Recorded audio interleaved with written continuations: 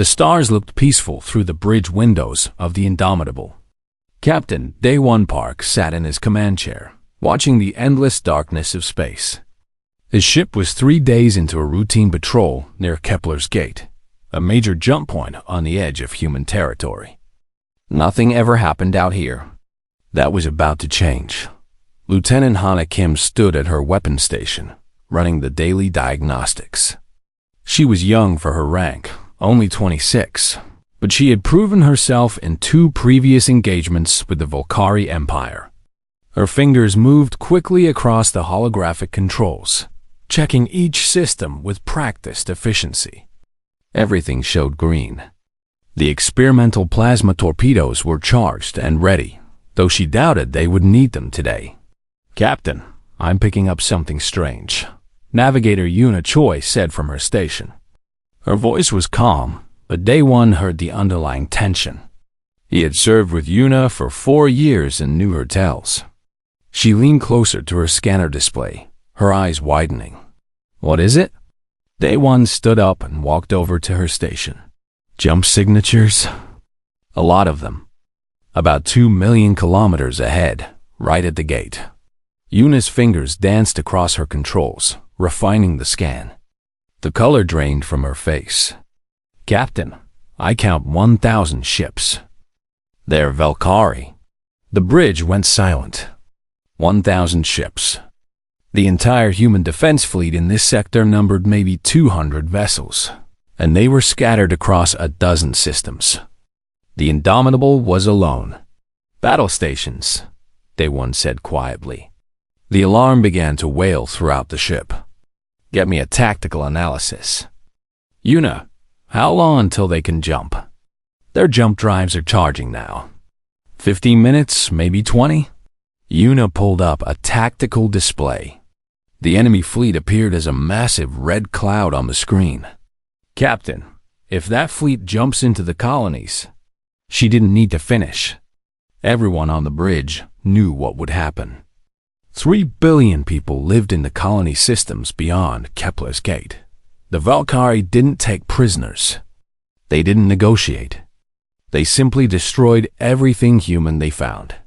Engineer Tae-Soon Lee's voice crackled over the comm system. "Bridge, this is engineering." "I'm seeing the battle stations alert." "What's happening up there?"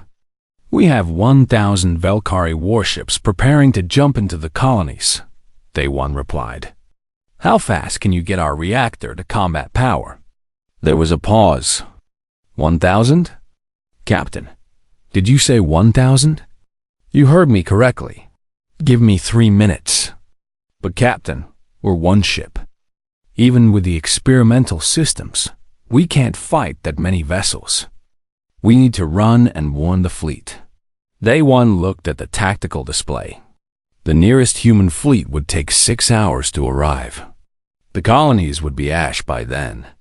He thought about his sister and her 2 children living on New Seoul, one of the first targets the Valkyrie would hit after jumping through the gate. He thought about the millions of families just like hers. "We're not running," Day One said. "If we let them jump, everyone in those colonies dies. We're the only ship in range. That means we're the only chance they have." Hannah turned to look at him. "Captain, with all respect, we can't win this fight." "I know," Day One said. "But we can delay them. Maybe we can hurt them enough that they abort the invasion. Maybe reinforcements will arrive in time. Or maybe we just buy enough time for the colonies to evacuate. Either way, we have to try." The bridge crew exchanged glances. They all knew this was a death sentence. But they also knew the captain was right. They had sworn an oath to protect humanity. This was what that oath meant. "Orders, sir?" Hannah asked. Her voice was steady now. She had accepted what was coming. Target their command ships first. Use the debris field from the asteroid cluster to mask our approach. "Yuna, I want an attack vector that brings us in fast and unpredictable. Use everything you learned in combat school and throw away everything else. Standard tactics won't work here." "Understood." Yuna's fingers flew across her controls. Plotting an attack run now. Taesung's voice came through again. Captain, I'm bringing the reactor to maximum power. I'm also activating the experimental jump drive. If we're really doing this, you'll want every advantage we have. The micro-jump system? I thought that was still in testing, Daewon said. It is, but we've run enough simulations. It should work. Maybe. Probably. The point is, it'll let us jump short distances within the system. The Valkyrie don't have that technology. It might surprise them. Do it, Daewon ordered.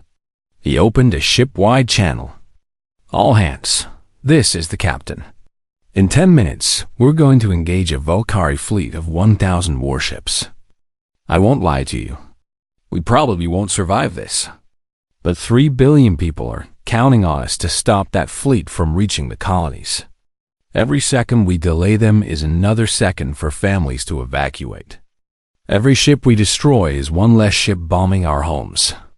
I'm proud to serve with each of you. Now let's show these aliens why you don't mess with humanity. He closed the channel. Hannah had finished her targeting solutions. Yuna had plotted their attack vector. The reactor was at full power. The Indomitable was ready for war.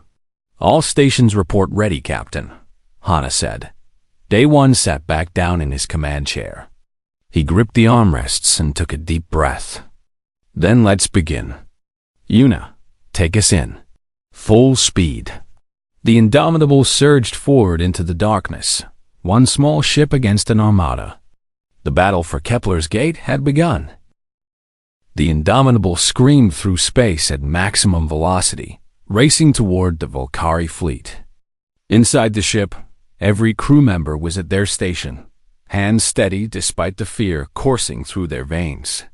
They were human, and humans had learned long ago how to function while terrified. Yuna guided the ship through the asteroid field with precision that bordered on reckless. Chunks of rock the size of buildings whipped past the hull, missing by mere meters. The Valkyrie sensors would have a hard time tracking one small ship through all this debris. That was exactly what they needed. 2 minutes to firing range, Hannah announced. Her weapons board was lit up like a festival display. Every railgun, every missile tube, and every experimental plasma torpedo was armed and ready. I'm tracking their formation. They're grouped tight around the gate. They think they're safe. They're about to learn otherwise, Daewon said. He watched the tactical display as they closed the distance. The Valkyrie fleet was massive, their ships arranged in a standard defensive formation. Standard was good. Standard meant predictable. Hannah, I want you to target their outer ring first. Take out as many ships as you can in the first salvo. Make it hurt. With pleasure, Captain. Tae-sung's voice came through from engineering. Captain, I've got the reactor running at 115%. We shouldn't maintain this for long, but it'll give your weapons extra punch for the first strike. How long can we hold it? Daewon asked. Maybe 10 minutes before we risk a meltdown. Make them count. The Indomitable burst out of the asteroid field like a missile from a launcher. For a few precious seconds, the Valkyrie didn't even see them. Their sensors were focused outward, watching for a human fleet that wasn't coming. They never expected a single ship to attack. Fire! Daewon shouted. Hannah unleashed everything. The railguns fired in rapid sequence, sending tungsten slugs downrange at a significant fraction of light speed. The experimental plasma torpedoes followed, each one carrying enough energy to vaporize a city block. The Indomitable's entire arsenal lit up the darkness with deadly brilliance. The outer ring of Valkyrie ships exploded. One moment they were there, the next they were clouds of expanding debris. The railgun slugs punched through shields and armor like they were paper. The plasma torpedoes detonated inside hulls, turning ships into brief new stars. 15 confirmed kills, Hannah reported, her voice tight with concentration. Reloading tubes 1 through 6. Railguns still hot. Firing again. The second salvo was just as devastating as the first. More Valkyrie ships died before they could even raise their shields. The element of surprise was worth 100 ships, and the Indomitable was using every second of it. "They're reacting now," Una called out. Enemy ships breaking formation. I count multiple targeting locks. Incoming fire. Invasive maneuvers. Pattern Delta 7, Day 1 ordered. Una's hands moved across her controls with the speed of a concert pianist. The Indomitable twisted and dove, rolling through space in ways that should have been impossible for a ship its size. Valkyrie energy beams cut through the space where they had been moments before. 30 ships destroyed, Hana announced. Acquiring new targets. Tae-soon, we need the micro-jump drive, Day 1 said. Can you activate it?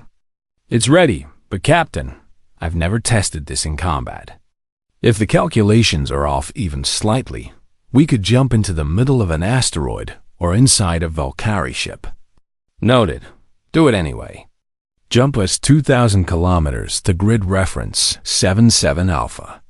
There was a moment of hesitation, and Tae-soon replied, Jumping now. The universe twisted.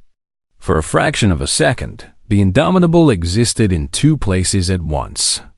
Then reality snapped back, and they were somewhere else entirely. The Valkyrie ships that had been firing at them were now shooting at empty space. It worked. Tae-soon shouted over the comm. The micro-jump worked. Captain, we can do this again. The drive needs 30 seconds to recharge between jumps. The Day 1 allowed himself a small smile. Hannah, use those 30 seconds wisely. She did. The Indomitable appeared behind a cluster of Valkyrie cruisers and destroyed 5 of them before they could rotate to face the threat. Then they jumped again, appearing above the enemy formation, raining fire down on their dorsal hulls where armor was weakest. The Valkyrie were in chaos. Their rigid command structure wasn't built for this kind of warfare. They expected enemies to fight in predictable patterns, following the established rules of engagement. The humans were following no rules at all. Jump, fire, jump again. The Indomitable was everywhere and nowhere, striking like a phantom. Every attack destroyed more ships. Every micro-jump left the Valkyrie shooting at ghosts. Una was sweating now, her hands moving constantly to plot jump coordinates while simultaneously dodging incoming fire during the brief moments they were stationary. 50 ships down, Hana reported.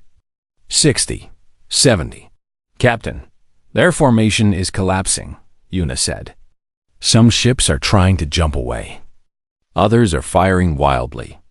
I think they're starting to panic. Day 1 watched the tactical display. The Valkyrie fleet was indeed falling apart. Ships were colliding with each other as they tried to maneuver. Energy beams from panicked gunners were hitting their own vessels as often as they missed the Indomitable. Keep the pressure on, he ordered. Don't give them time to reorganize. The battle continued for another 10 minutes. The Indomitable danced through space, appearing and disappearing, killing with surgical precision. When Tae-soon finally announced that the reactor was approaching critical temperature, they had destroyed 97 enemy ships. Take us back into the asteroid field, Day 1 commanded. We need to cool down the reactor and reload our weapons. The Indomitable jumped one last time, vanishing into the maze of tumbling rocks. Behind them, the Valkyrie fleet was in disarray. Nearly 100 of their ships were nothing but wreckage, and they had been fighting a single human vessel. Day 1 knew they would reorganize soon. The Valkyrie weren't stupid, just unprepared. The next engagement would be harder. But for now, they had won the first round. Good work, everyone, he said to his crew. Reload and prepare for round 2. We're not done yet. In the asteroid field, the Indomitable prepared to strike again. 6 hours into the battle, The Indomitable was a wounded beast. Scorch marks covered the hull where Valkyrie energy weapons had found their target. The portside armor was completely gone in 3 sections, exposing the inner structure to the vacuum of space. 2 of the crew members in engineering were dead, killed when an enemy beam punched through Deck 7. But the ship was still fighting, and that was what mattered.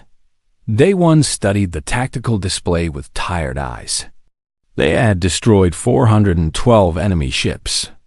More than a third of the Valkyrie fleet was nothing but debris. But the cost had been high. The Indomitable was running on backup system now. Primary power was gone. Life support was at 60%. And they were almost out of ammunition. Status report. He called out. Hannah looked up from her weapons station. A bandage covered her left arm where shrapnel had caught her during the last attack. She had refused to go to medical. Railguns are down to 20% ammunition. Plasma torpedoes are completely expended. We still have conventional missiles, but not many. Maybe enough for 3 more volleys. Engineering? Day 1 asked. Taesung's voice was hoarse from shouting orders to his remaining crew. The reactor is holding, but barely. The micro-jump drive is overheating. I can give you maybe 10 more jumps before it fails completely. And Captain, the hull integrity is down to 45%. 1 more good hit, and we might come apart. Yuna turned from her navigation station. Her hands were wrapped in bloody cloth, torn from gripping the controls during violent maneuvers. I'm plotting jumps based on structural weak points now, trying to keep the damaged sections away from enemy fire. But they're adapting to our tactics, sir. They're starting to predict where we'll appear. Day 1 nodded slowly. The Valkyrie admiral, whoever he was, had finally figured out how to counter their micro-jump advantage. The enemy was now positioning ships in overlapping fields of fire, making every jump location dangerous. The battle was turning against them. A communication alert blinked on his console.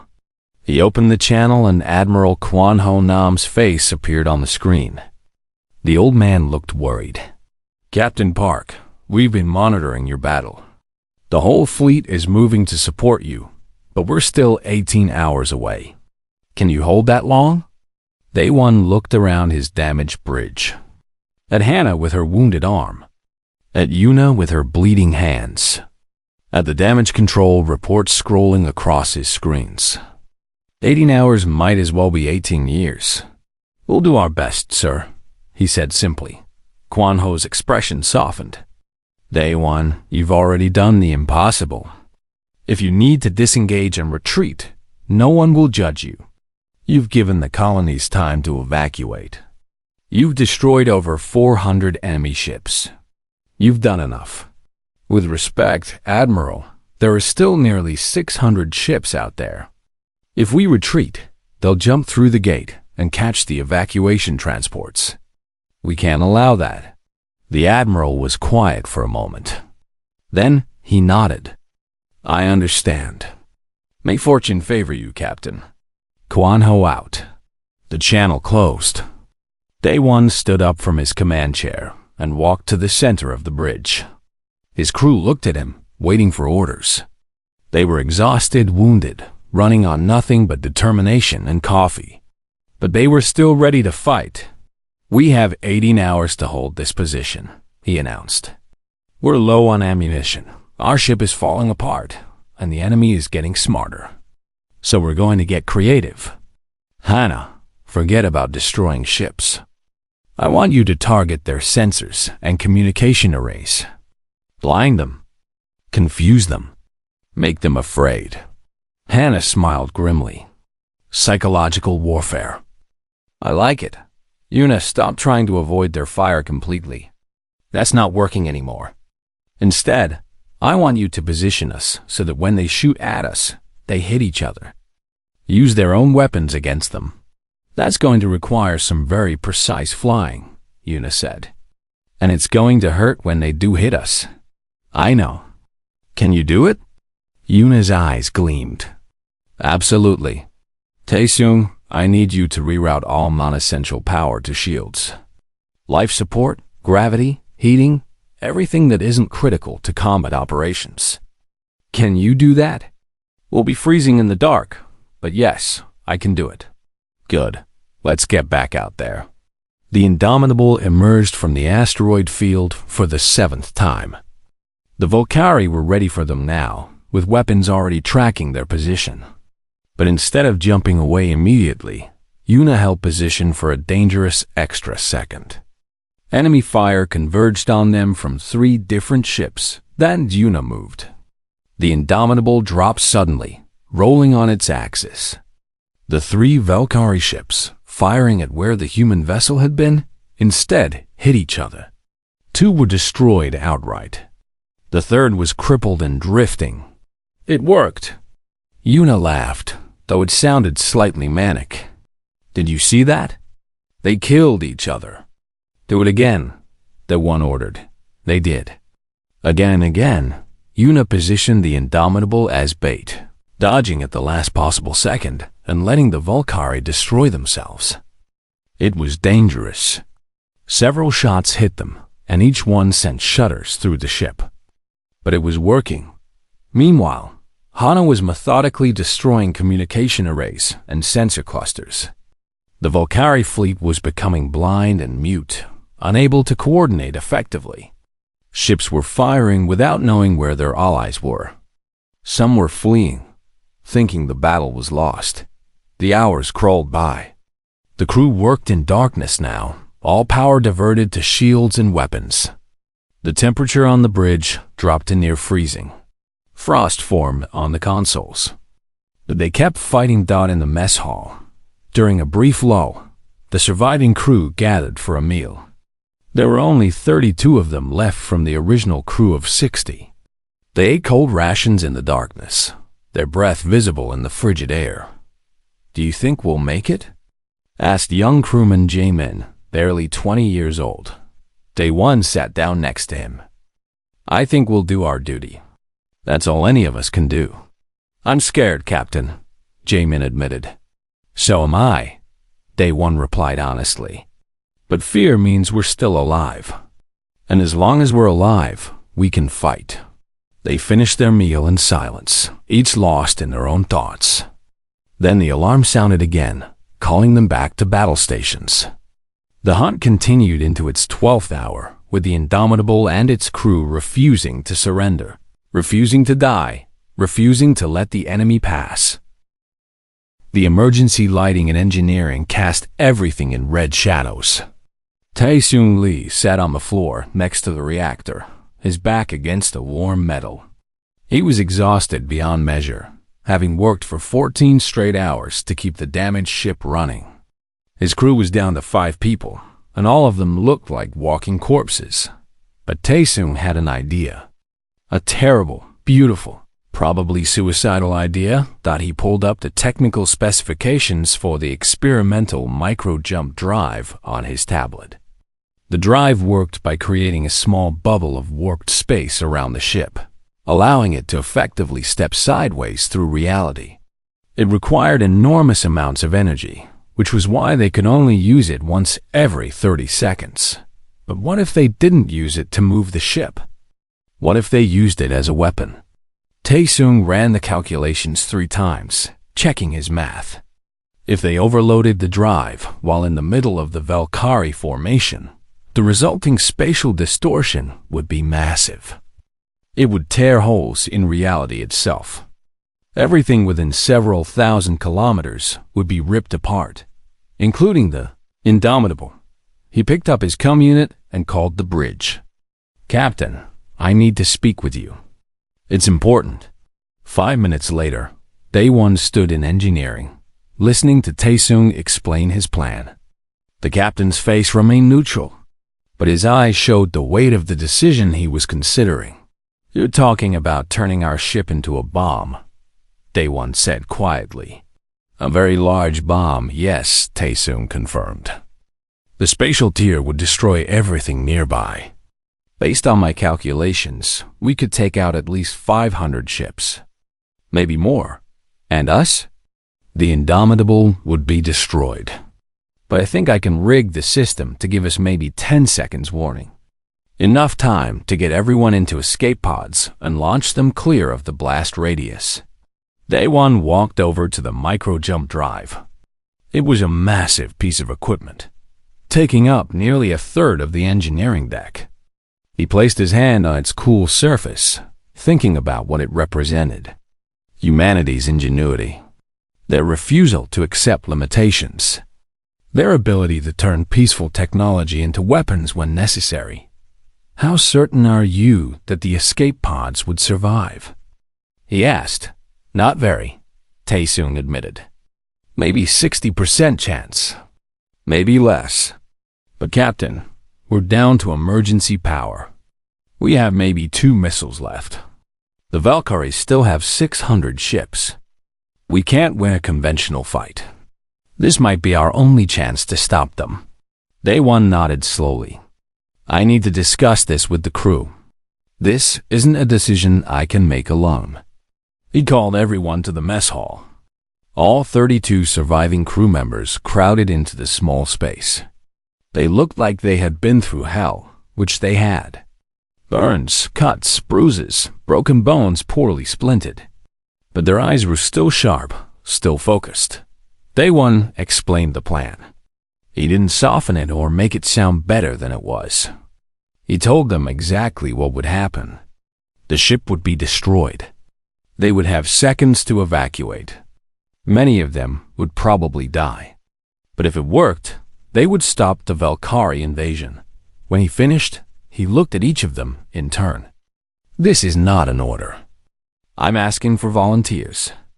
Anyone who wants to take an escape pod and leave now, you can. No shame in it. You've all done more than anyone could ask. Nobody moved. Nobody spoke for a long moment. Then Hannah stood up. I vote we do it. We didn't come this far to quit now. Agreed, Yuna said. Let's finish this. One by one, every crew member voted yes. Even young Jae-min, terrified as he was, raised his hand. They were all in. Together until the end. Then we have a plan, Day One said. Tae-sung, how long do you need to prepare the drive? Give me 2 hours. I need to modify the overload sequence and rig the warning system. You have 1 hour. Yuna, plot a course that will bring us into the center of their formation. Make it look like we're making a desperate last stand. I want them confident that they're about to finish us off. The next hour was controlled chaos. Tae-sung and his engineering team worked frantically to modify the drive. Hana prepared the last of their weapons for a final barrage that would draw the Valkyrie in close.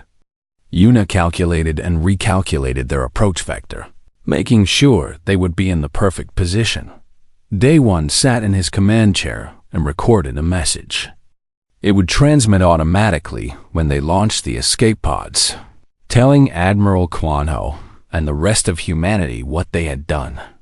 He kept it short and simple. No dramatic speeches. Just the facts and a request that the crew be remembered. Captain, we're ready, Tae-sung announced. The drive is modified. The warning system is in place. We're good to go. All crew to stations, Day One ordered. This is it. One last run.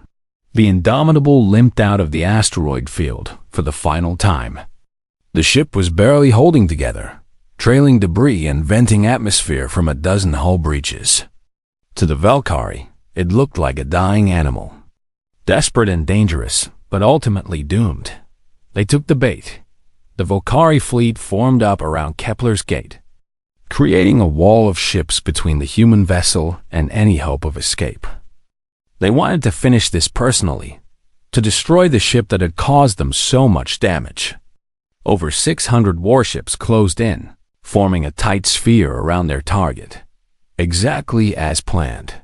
Yuna guided the Indomitable into the center of the formation. Valkyrie energy beams hit them from all sides, but the ship's shields held just long enough.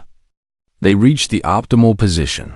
Now, Day 1 shouted. Taesung triggered the overload. Deep in the engineering section, the micro-jump drive began to shake. Energy levels spiked beyond any safe parameters. Reality itself began to bend around the ship. 10 seconds to detonation. Taesung's voice was calm. Everyone to escape pods. The crew ran. They had practiced this 100 times, moving with trained efficiency, even in their exhaustion. They piled into the 4 remaining escape pods, cramming them beyond capacity. Day-1 was the last one to the pods. He looked back at his ship, his home for the past 4 years, and saluted. "Launch pods," he ordered as he climbed in. The escape pods exploded outward, their emergency thrusters firing at maximum. They cleared the blast radius with 3 seconds to spare. The micro-jump drive detonated. Space tore apart. A wound in reality opened up, and for a brief moment, the crew in the escape pods could see things that human eyes were never meant to witness. Other dimensions. Other possibilities. The raw fabric of existence, exposed and screaming. The Valkyrie fleet didn't even have time to realize what was happening. 547 ships simply ceased to exist, torn apart by forces beyond comprehension. The spatial tier collapsed after 3 seconds, but by then the damage was done. The remaining Valkyrie ships, those few that had been far enough away to survive, immediately broke formation and fled. The escape pod tumbled through space, its emergency power barely keeping life support running. Inside, Day 1 and 7 other crew members floated in zero gravity, unconscious from the force of the blast that had thrown them clear of the Indomitable's final explosion. The pod's automated systems beeped quietly, monitoring vital signs and calculating trajectories. Day 1's eyes opened first. His head felt like someone had used it for target practice. Every part of his body hurt. He looked around the cramped pod and counted bodies. 8 total, including himself. He checked the small status screen next to his head. The other 3 escape pods were showing active on the tracking system. They had all made it out, but something was wrong. The pod's external sensors were showing Valkyrie ships. Not fleeing ships. Active ships. Combat-ready ships. Approximately 100 of them, and they were heading straight for the escape pods. Day 1's mind raced. They had destroyed over 900 enemy vessels. The remaining Valkyrie should have run. Why were they coming back? Then he understood. The Valkyrie wanted revenge. They had lost almost their entire fleet to 1 human ship, and now they wanted to kill the survivors personally. It was pride and anger overcoming tactical sense. He tried to move, but his body wouldn't cooperate. The explosion had injured him worse than he thought. He looked at the status screen again. 20 minutes until the Valkyrie reached their position. The human reinforcement fleet was still 17 hours away. They were dead unless someone did something. Taesung, Day 1 croaked. "Wake up." The engineer stirred slowly, groaning. His eyes opened and focused on the captain. "Did we make it? We're alive. But there are still Valkyrie ships out there. About 100. They're coming for us." Taesung pulled himself over to the pod's control panel and checked the sensors. His expression darkened. "The pods have no weapons. We can't outrun them. We're sitting targets. I know." Day 1 looked at the status screen again, an idea forming. A crazy, desperate idea. "What's the status of the Indomitable?" "Sir, the Indomitable was destroyed. The whole ship was vaporized in the spatial tier. Check the sensors." "Just check." Taesung pulled up the debris field analysis. His eyes widened. "Captain, there's a piece of the ship still intact. Looks like the aft section somehow survived. But it's just floating wreckage. No power, no systems, nothing. Does it have the reactor?" Taesung checked again. "Yes, but the reactor would be completely offline.